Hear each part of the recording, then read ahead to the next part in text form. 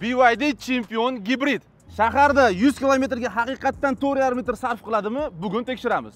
Bugungi sinovimiz uchun Lukoildan 95 ni dagarli oqib ketgunicha benzin quydik.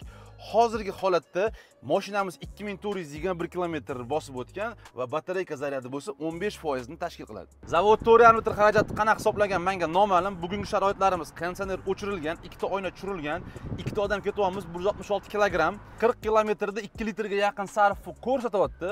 Demak, 100 kilometrga 4,5 litrdan ko'proq ketadi deb o'ylayapman. Shaharda maksimum tezlik 60 km/soatiga, tashqi harorat 30-35 gradus. Naq 104 km yurib kelganimizda monitor bizga 4-3 litr rasxod bo'lganini ko'rsatyapti. Batareya zaxiramiz bo'lsa 19% qolganini bildirdi. Lekin biz bunga ishonmaymiz. Po faktu qancha litr rasxod bo'lganini bilish uchun zapravkada yana polniy bak qo'yamiz. Bo'ldi. Toshkentgacha quydik.